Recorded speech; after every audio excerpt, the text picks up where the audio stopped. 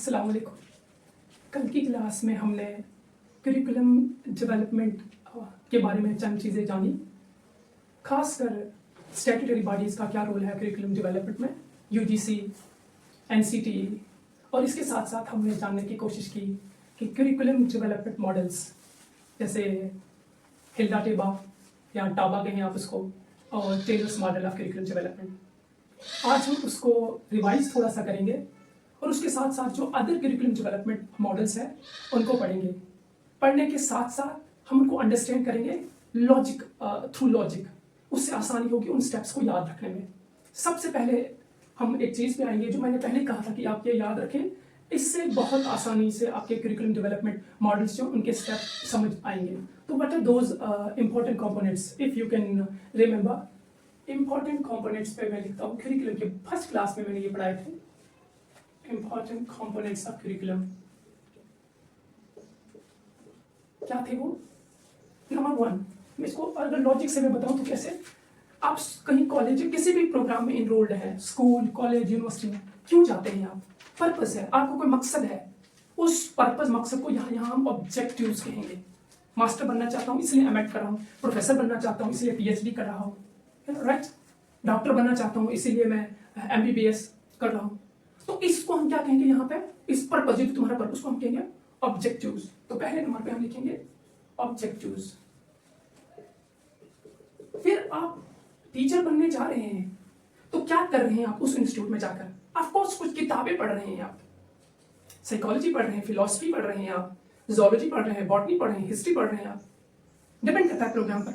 उन किताबों को, उन सब्जेक्ट्स को हम क्या कहेंगे? कंटेंट।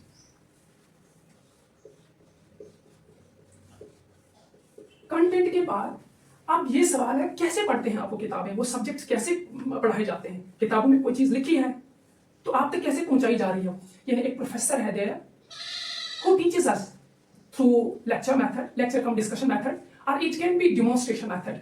वो दिखाता है बोर्ड पे आके, वो दिखाता है कि चीजें कैसे करनी है। इसको हमने क्या कहा था? मेथड्स।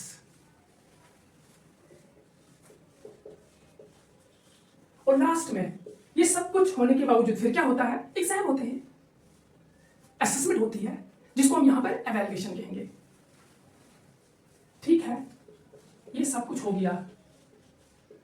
इसके साथ साथ मैंने आपको कहा था कि ये जो मेथड्स हैं इनको डिफरेंट मॉडल्स में बताया जाएगा।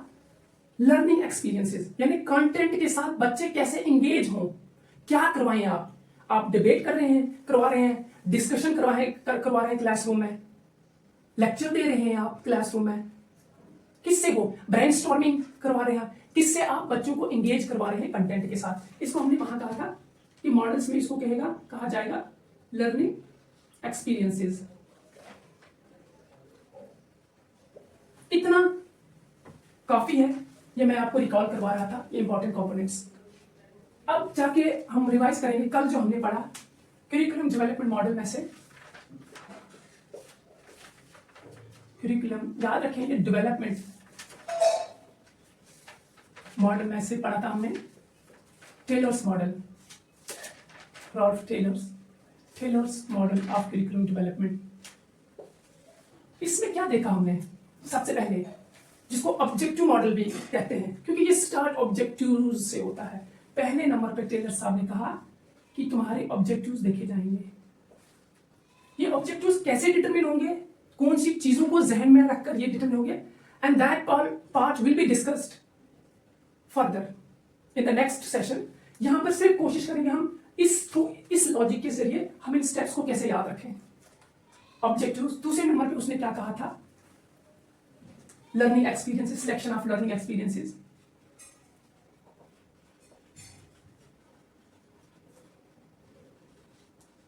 Learning experiences. तीसरे नंबर पे उसने क्या कहा था? ऑर्गेनाइजेशन। इन लर्निंग एक्सपीरियंसेस को आप क्या करेंगे? हम ऑर्गेनाइजेशन ऑफ लर्निंग एक्सपीरियंसेस। और लास्ट में उसने क्या कहा? अब एवेल्युएशन होगी। क्या आपको इससे ये मिलते जुलते नहीं दिखाई दे रहे हैं? बिल्कुल, इसको लॉजिक से पकड़े हम, सेम तो चीज वही है आगे, सेम चीज यहां पे यही है। देखो, objectives, selection of learning experiences उसने कहा है, ये एक्सपीरियंस को मैंने मेथड के साथ जोड़ दिया है, लेकिन यहाँ पे इसने मेथड को भी लिया है और कंटेंट को भी इसी के अंदर लिया है। फिर क्या किया है, इन दोनों को ऑर्गेनाइज किया है। हर मॉडल में आप देखेंगे कि वो ऑर्गेनाइज करते हैं चीजों को, एक सीक्वेंस बनाना है उन्होंने, क्योंकि करिकुलम में कंटिन्यूटी होनी चाहिए। एब्रप्टली वो पहले बेसिक नॉलेज मैथ्स का पढ़ा रहे हैं, फिर एब्रप्टली वो एडवांस लेवल चले जाएंगे, वो नहीं। ऑर्गेनाइजेशन ऑफ लर्निंग एक्सपीरियंसेस और बाद में फिर एवेल्यूएशन होगी। देखो कितना मिलता जुलता है, ये 4 चीजें याद रखी, ये खुद ब खुद याद हो जाएगा। दूसरा हमने जो मॉडल पढ़ा था वो था हिल्डा टेबा, आप टाबा बोल रहे हैं। हिल्डा टेबा में उसने क्या कहा, हिल्डा टेबास मॉडल,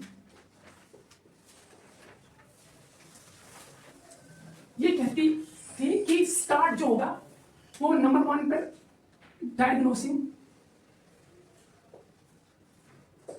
नीड्स। मैं समझाऊंगा कि कैसे डायग्नोसिस नीड होगी, लेकिन वो अभी नहीं, अभी सिर्फ इस चीज को जोड़ें ताकि हमें ये स्टेप्स पूछे जाते हैं एग्जाम में, और अक्सर students are likely to mess up with arranging these steps, so the focus is to understand through logic rather than memorising. दूसरे नंबर पे आप क्या आएंगे, फॉर्मुलेशन ऑफ ऑब्जेक्टिव्स, जिसको मैं यहाँ पे सिर्फ ऑब्जेक्टिव्स लिखूंगा क्योंकि ये रिवीजन क्लास है, मैंने इसको अच्छे से प्रीवियस क्लास में लिखा है, ऑब्जेक्टिव्स। तीसरे नंबर पे उसने क्या कहा, सिलेक्शन। अब हम सिलेक्ट करेंगे, क्या करेंगे, सिलेक्ट, वही सिलेक्शन ऑफ कंटेंट, मैं बता चुका हूं आपको। फिर इसको ऑर्गेनाइज करेंगे, ऐसे हैपहैज़र्डली इसको नहीं रखेंगे आप, कंटेंट को आप ऑर्गेनाइज वे में रखेंगे, उसका कोई कोहेरेंस बनना चाहिए, कुछ सीक्वेंस होना चाहिए, प्रायर नॉलेज फर्दर नॉलेज के लिए बेस बनना चाहिए। उसके बाद इसने क्या कहा, 5th स्टेप में हमने कहा सिलेक्शन ऑफ लर्निंग एक्सपीरियंसेस। फिर ऑर्गेनाइजेशन, इनकी ऑर्गेनाइजेशन ऑफ लर्निंग एक्सपीरियंसेस, और लास्ट में उन्होंने क्या कहा, एवेल्यूएशन। यही कहा था हिल्डा टेबा ने।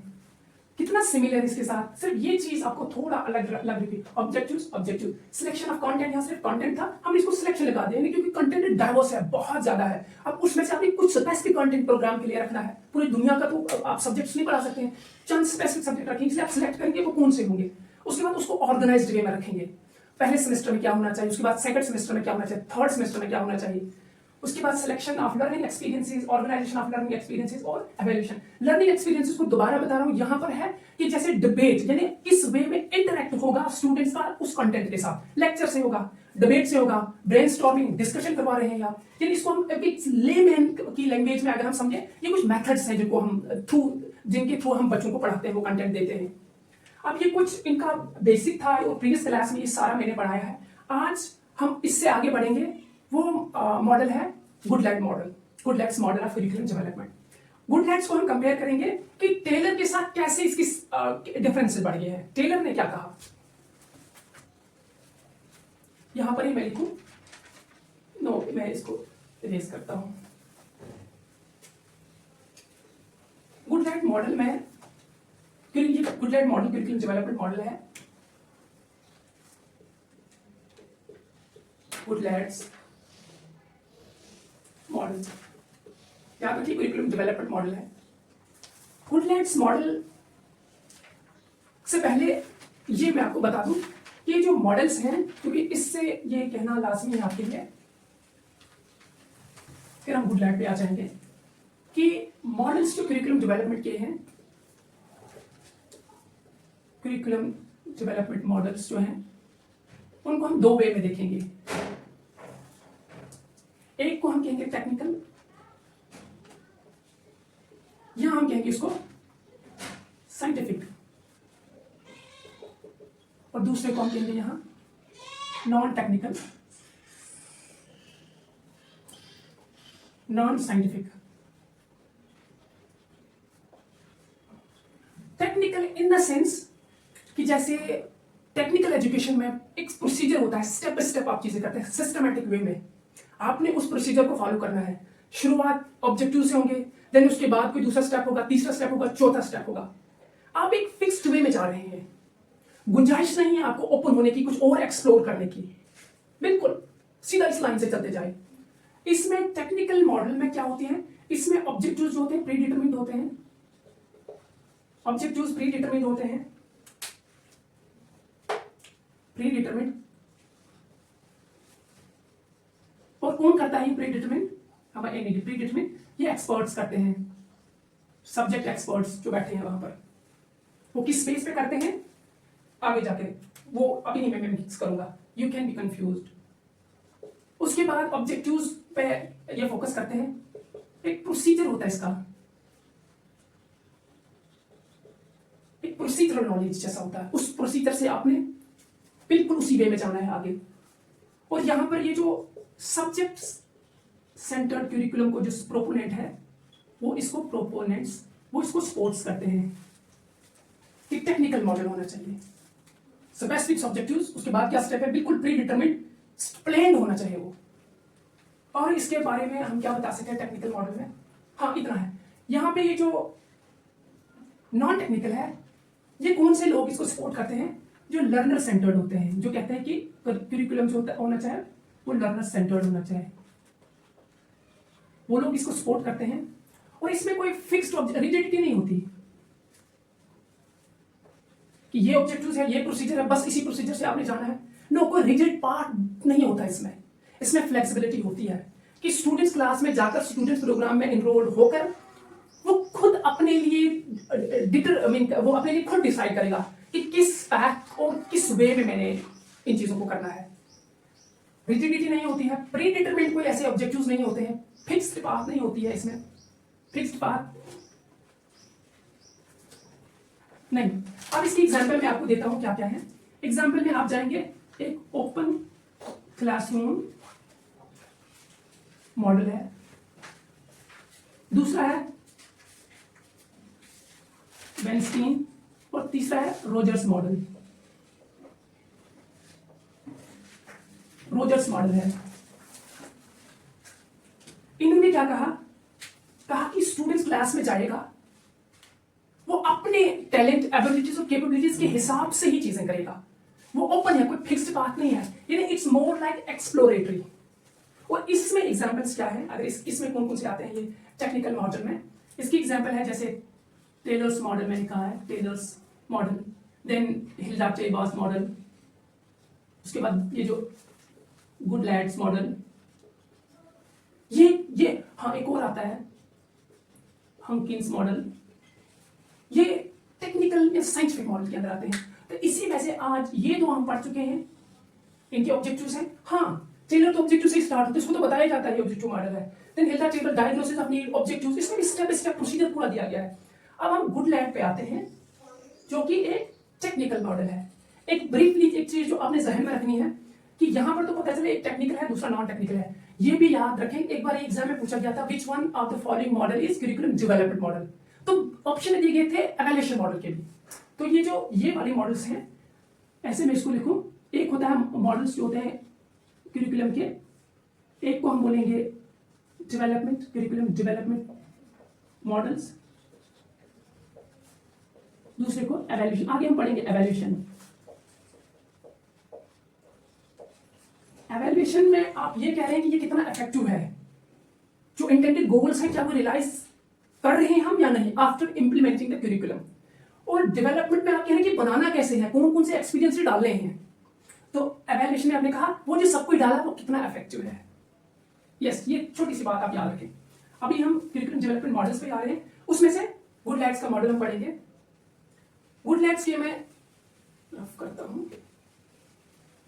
ये जो गुड लैड्स मॉडल है ये टेलर के मॉडल से कैसे डिफरेंट है। टेलर ने कहा ऑब्जेक्टिव्स आप बनाएं, और ऑब्जेक्टिव्स किसके बेस पे होंगे, ऑब्जेक्टिव्स जो होंगे वो सोशल वैल्यूज को स्क्रीनिंग या फिल्टर, ऐसा फिल्टर ले लेंगे। ये टेलर ने कहा कि सोशल वैल्यूज जो है act as a social values को उसने कहा कि ये एक स्क्रीनिंग के तौर पर है या फिर फिल्टर।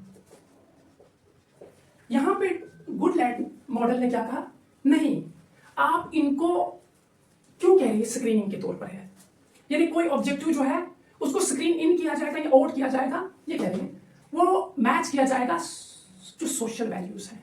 अगर वो इनकंसिस्टेंट है विद सोशल वैल्यूज तो उसको हम रखेंगे करिकुलम के ऑब्जेक्टिव में, अदरवाइज उसको हम स्क्रीन आउट कर देंगे। एग्जाम्पल ले लेता हूं मैं, अगर हम ये देखा गया कि इंडस्ट्रियल ग्रोथ ऑब्जेक्टिव जो है study industrial growth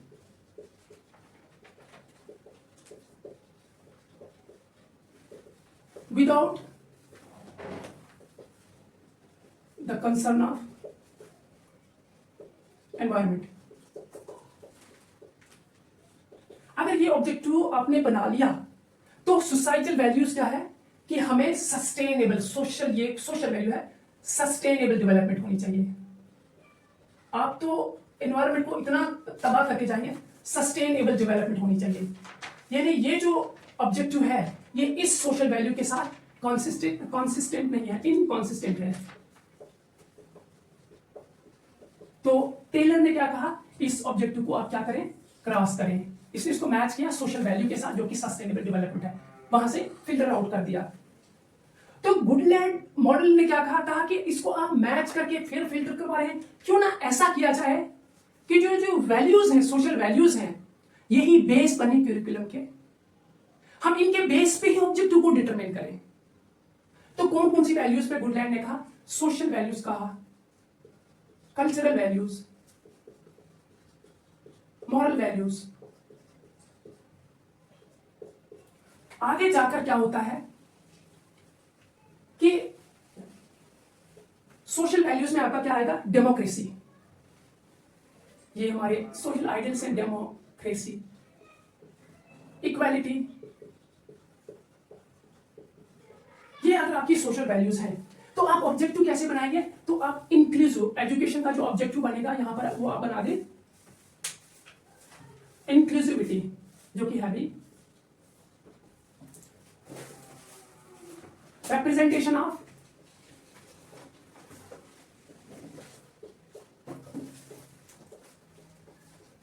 marginalized। Objective जो बना inclusivity, one of the objectives of curriculum.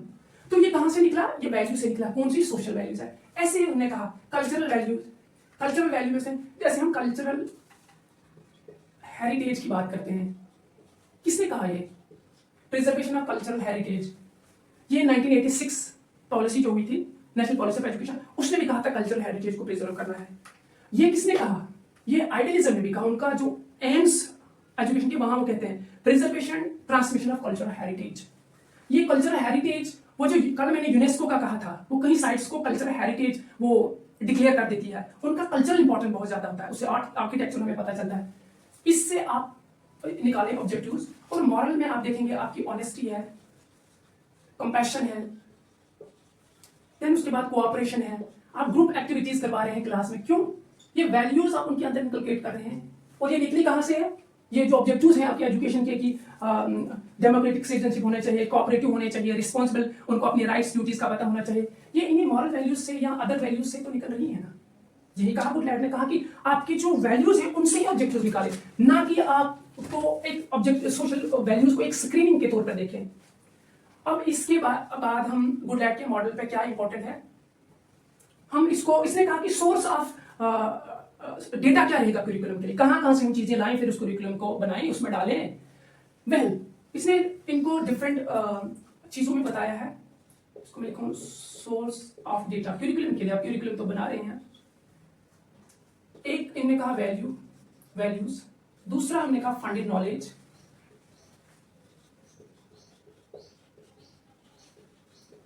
तीसरा उन्होंने कहा कि कन्वेंशनल विजडम। क्या होता है कन्वेंशनल विजडम, समझते हैं। लर्नर्स नीड एंड इंटरेस्ट, उनकी नीड और इंटरेस्ट, ये चीजें जो हैं ये डेटा का सोर्स बनेंगे।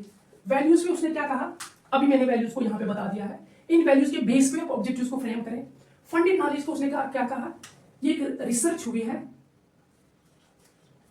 रिसर्च ओरिएंटेड नॉलेज है। यानी डिफरेंट लॉज जो है मैथमेटिक्स के, फिजिक्स के, PHYS फिजिक्स के, देन साइंस, अदर एस्पेक्ट जो साइंस के हैं, वो सोर्स बनेगा करिकुलम का। देन उसके बाद कन्वेंशनल नॉलेज में आपको जो लोकल लेवल कंटेंट है, आपका आर्ट है, लैंग्वेज है, लिटरेचर है, वो करिकुलम में आना चाहिए। और learners interest in the end ultimate goal क्या है कि लर्नर की कैपेबिलिटीज, उसका पोटेंशियल जो है उसको रियलाइज करना है। इसकी क्या नीड्स हैं, क्या क्या होंगी वो, साइकोलॉजिकल, उसके बाद क्या होंगी साइकोलॉजिकल, डेवलपमेंटल। ये कौन सी डेवलपमेंटल है, ये जो किस मतलब बच्चा किस उम्र में कितना एब्जॉर्ब कर सकता है, उसका इंटेलेक्ट कितना मैच्योर, रिवर्सिबिलिटी कब आएगी, वो हाइपोथेसिस कब बना सकता है, जीन पी आ जाएगी, वो आपको operational, pre operational, concrete stage, उस पर जाएं आप, आपको समझ आ जाएगा। ये कुछ गुडलैंड्स मॉडल की चीजें हैं, आप इनको इसके हम स्टेप्स लिख देंगे।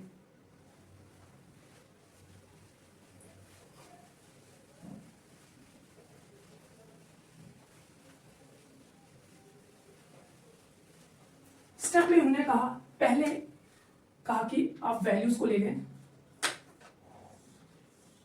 वैल्यूज के बाद आप जनरल एजुकेशनल ऑब्जेक्टिव्स बनाएं,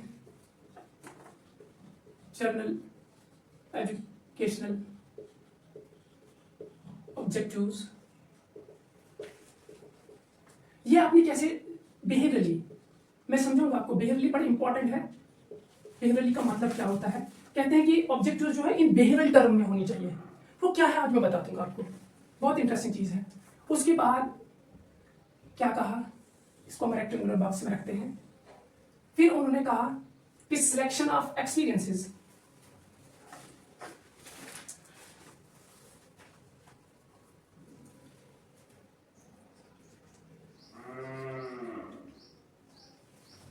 यहां पे उन्होंने लर्निंग अपॉर्चुनिटीज कहा,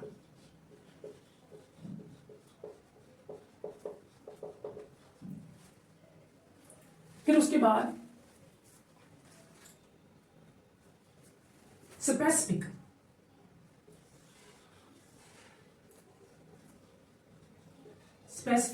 एजुकेशनल ऑब्जेक्टिव्स।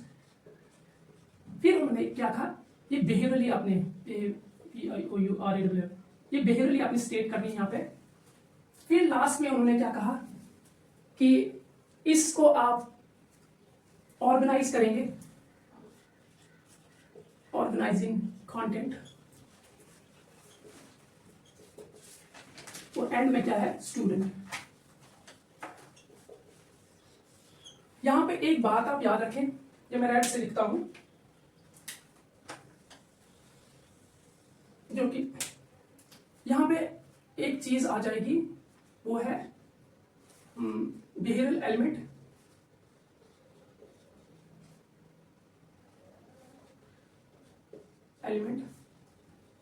और यहां पे आएगा सबस्टेंटिव एलिमेंट। अभी मैं आपको बताता हूं, यहां पे भी बिहेवियरल चल नहीं रहा है, मैं से लिख दूं, बिहेवियरल एलिमेंट, और यहां पे सबस्टेंटिव एलिमेंट।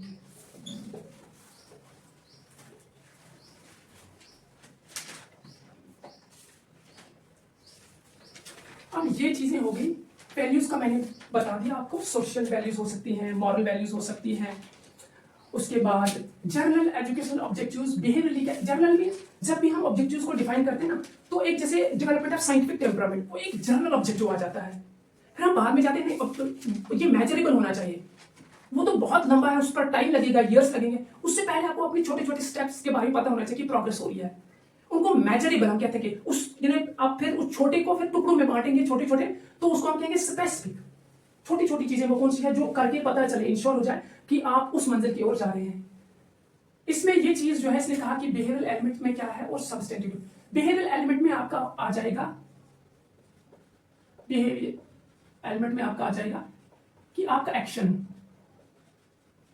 यानी परफॉर्मेंस, आप परफॉर्म करेंगे, डिमोन्स्ट्रेट करेंगे अपने स्किल्स, आकर आप एक्शन करेंगे, आपके एक्शन से पता चल जाएगा। देन दूसरे में क्या उसने सबस्टेंटिव में, इसमें इन्होंने कहा कि कंटेंट क्या है, चीज याद रखें आप, सेम केस यहाँ पर भी है। लर्निंग अपॉर्चुनिटीज में जैसे हमने दूसरे मॉडल में करना ना, लर्निंग एक्सपीरियंसेस, वो कौन सी चीज, जैसे लर्निंग यहाँ पर क्या आ जाएगा लर्निंग अपॉर्चुनिटीज में, यहाँ पर ऐसा हो सकता है कि डिबेट, आप डिबेट करवा रहे हैं उनसे जो आप बनाना चाह रहे हैं थ्रू डिबेट, इससे वो इंटरेक्ट हो रहा है उस कंटेंट के साथ, या फिर आप क्या करवा रहे हैं डिस्कशन, एक्स्ट्रा बाकी आप खुद ऐड कर सकते हैं। स्पेसिफिक एजुकेशन ऑब्जेक्टिव्स मैंने बताया। अब ये बात बतानी है, ये बात समझना, स्पेसिफिक मींस मैं अगर ये बात बताऊं कि आपको एक स्किल्ड टीचर बनाना है, होलिस्टिक डेवलपमेंट, ये बहुत बड़ी टर्म होगी। अब वो होलिस्टिक डेवलपमेंट तो सालों के बाद, प्रोग्राम एंड होने के बाद पता चलेगा। उसको स्पेसिफिक आप जब करेंगे तो एक क्लास में आ जाएंगे, एक सब्जेक्ट के अंदर, तो क्या बनेगा स्पेसिफिक ऑब्जेक्टिव, वो ये बनेगा कि the learner should be able to explain photochemical equation. फिर आपने लिखा कार्बन डाइऑक्साइड में ना वाटर के साथ, उसके in the presence of sunlight, chlorophyll, फिर क्या बन गया C6H12O6।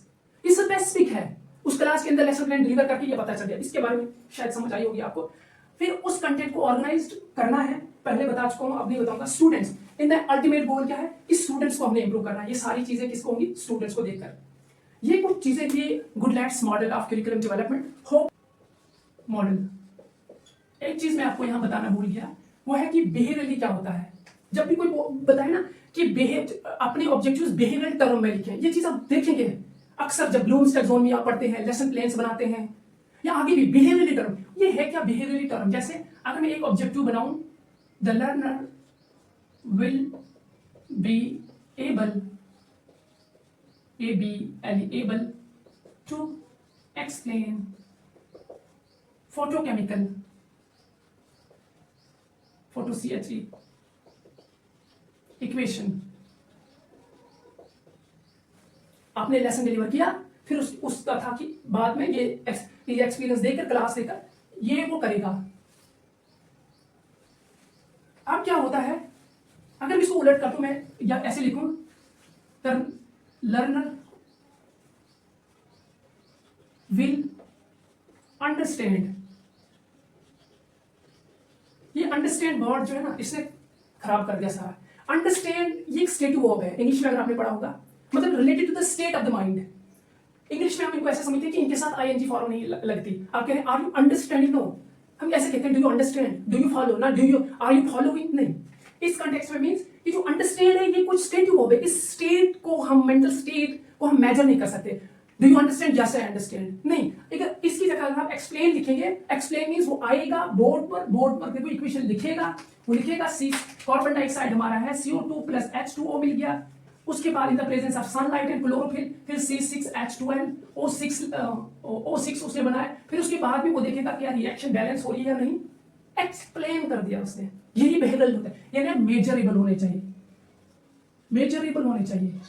तो अब मेजर कर पाएंगे ना जब उसने सॉल्व किया, इट मींस आपको पता चले इसको आता है, do you understand, yes I understand, खत्म, दैट्स इट। कैसे मेजर करेंगे आप,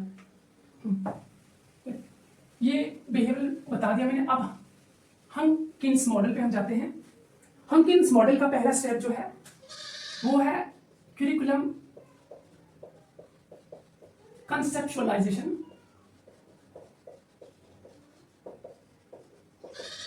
एंड लेजिटिमाइजेशन एंड Z लिखो या S लिखो, लेजिटिमाइजेशन। दूसरा क्या है, ये कंसेप्चुअलाइजेशन क्या होता है, स्टेप्स के बाद मैं आपको समझा दूंगा। दूसरा उसने कहा क्या है, curriculum diagnosis.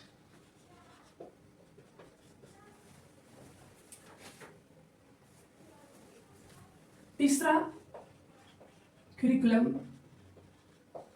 Development and selection of content.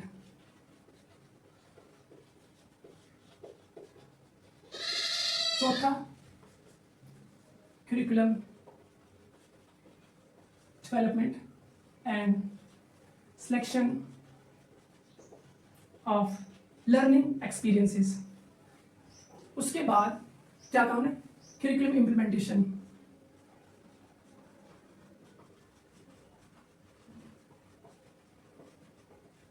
Implementation के बाद क्या होगा, इम्प्लीमेंट कर दिया, अब एवैल्यूएशन होगी, देखो उसकी इफेक्टिवनेस। और लास्ट में इन्होंने क्या कहा,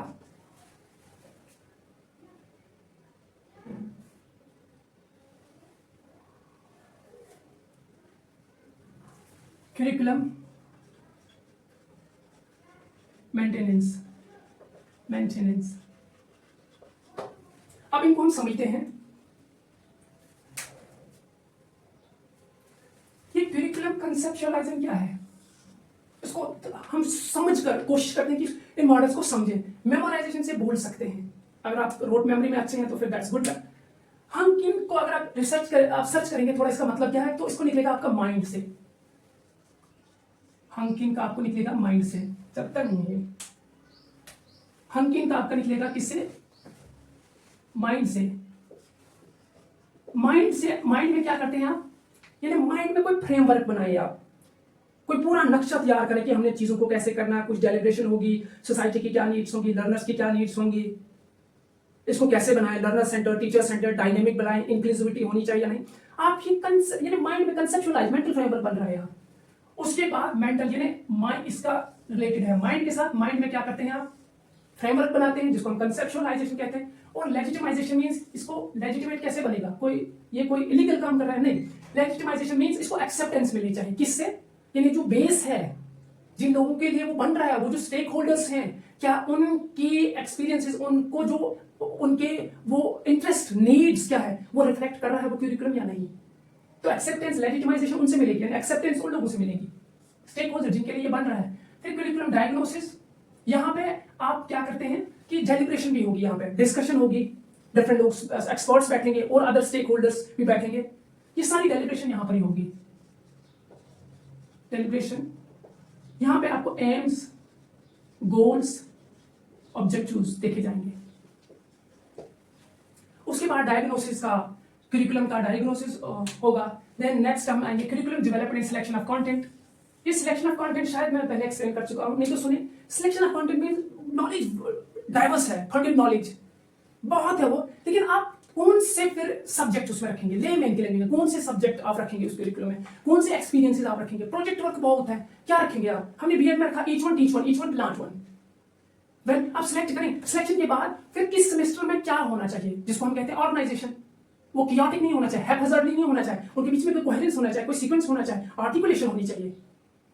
उसके बाद लर्निंग एक्सपीरियंस सेम है। देन इंप्लीमेंटेशन, अब यहाँ पे पहले जो हमने मॉडल्स पढ़े, ठीक है, हमने कहा ऑब्जेक्टिव्स होते हैं, कंटेंट होता है, सिलेक्शन ऑफ कंटेंट, फिर उस कंटेंट को ऑर्गेनाइज करेंगे, फिर लर्निंग एक्सपीरियंस उनको ऑर्गेनाइज, लेकिन इंप्लीमेंटेशन कैसे, हम किस लॉजिक के साथ याद रखेंगे, इतना तो लॉजिक से बन गया है, पीछे बता दिया। इंप्लीमेंटेशन आप देखेंगे कि यहाँ इसके बीच में आई एन आता है ना, it means I N means I M, by इसका एम और एन आता है, इकट्ठे आते हैं ये, तो इंप्लीमेंटेशन मीन्स इसके साथ आई एन आता है, आई एन मीन्स इंप्लीमेंटेशन, इसमें इंप्लीमेंटेशन भी आ जाएगा। एवेल्युएशन हर मॉडल्स पे होता है, और करिकुलम मेंटेनेंस, और करिकुलम में फिर कंटिन्यूटी रहनी चाहिए, इसको मेंटेन भी करना है, ये एडिशन क्या करना है, उसको रिव्यू करते जाना है हमें।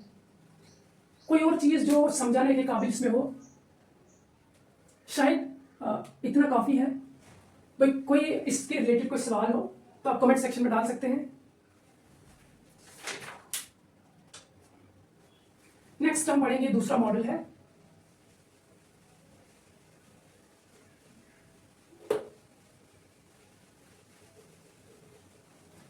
वो है हमारा व्हीलर मॉडल। स्पेलिंग इसको देख लें आप। व्हीलर मॉडल क्या है, ये साइक्लिक है। साइक्लिक मीन ये घूमता जाएगा। सबसे पहले उसने क्या कहा, आइडेंटिफिकेशन, व्हीलर मॉडल ने कहा, स्टेप्स पे आ जाएंगे।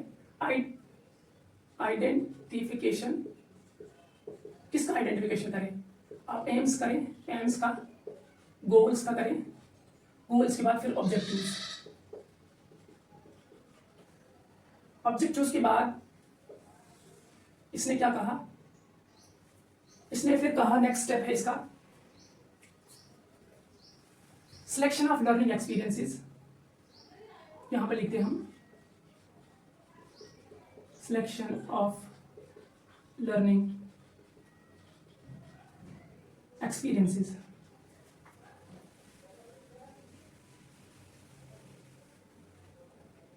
ठीक है, उसके बाद क्या कहा उसने, यहां पे उसने कहा selection of content.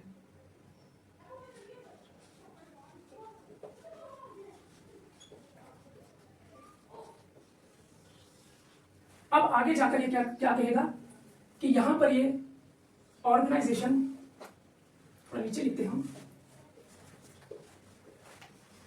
Organisation and integration of experiences and content. और यहां पर इसने क्या कहा, एवेल्युएशन।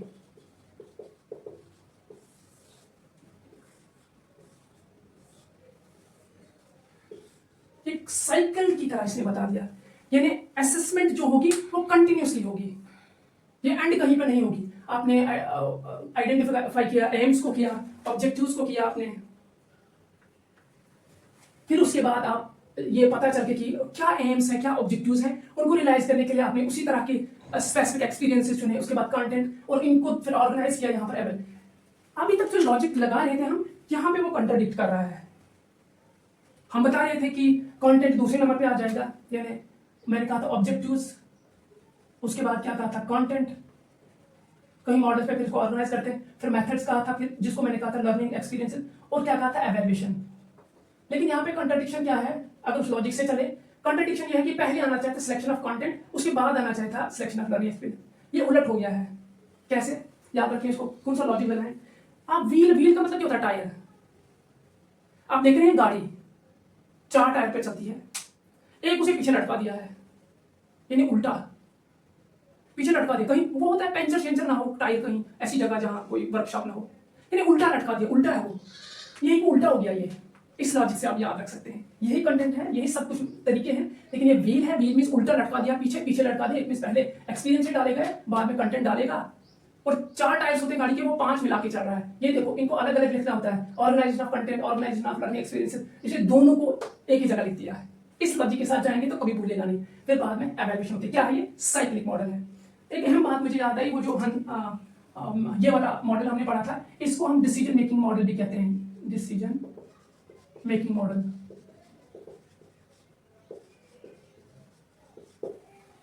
शायद ये काफी है। अब आप कभी इस चीज से कंफ्यूज मत होना कि ये जो आपने एम्स लिखा है, फिर लिखा है गोल्स, और फिर लिखा है ऑब्जेक्टिव्स, इससे कंफ्यूज मत होना। एम्स जो होती है ना, बहुत बड़ी विजन होती है, कई साल आपको लगेंगे इनको रियलाइज करने में, बहुत विजन। उसके बाद अब उनको स्पेसिफिक करने के लिए हम गोल्स करते हैं, ये इनसे स्पेसिफिक होती है। फिर जो बिल्कुल छोटी मेजरेबल होती है वो होते हैं ऑब्जेक्टिव्स। हमने अपनी कंट्री को क्या बनाना है, नॉलेज हब। एक बहुत बड़ा टाइम लगेगा, इसमें साल लगेंगे, हमारा एम है। देन गोल ये हो सकता है कि यूनिवर्सिटीज डेवलप कर रही हैं हमने, कि बाहर की स्टूडेंट इस लेवल का स्टैंडर्ड होना चाहिए, वो यहाँ पे पढ़ने चाहिए। फिर उसके बाद स्पेसिफिक क्या होगा कि इस साल कितनी यूनिवर्सिटीज हमने बनाई, या कितने बच्चे इनरोल हो गए। वेल, ये आपकी अंडरस्टैंडिंग के लिए मैंने बताया, वरना ऐसा सवाल कोई पूछा नहीं जाता। लास्ट में हम पढ़ेंगे एक मॉडल है जिसको हम कहेंगे Saylor, Alexander and Lewis model of curriculum development. Saylor, Alexander और Lewis model of curriculum development. ये लेविस है, लेविस करिकुलम डेवलपमेंट मॉडल। इसके स्टेप्स पे हम जाते हैं तो पहले नंबर पे है सेटिंग ऑब्जेक्टिव्स।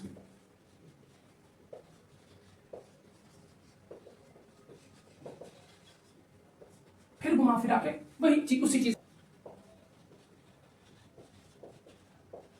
And design. तीसरे नंबर पे है, और लास्ट में है करिकुलम एवेल्युएशन।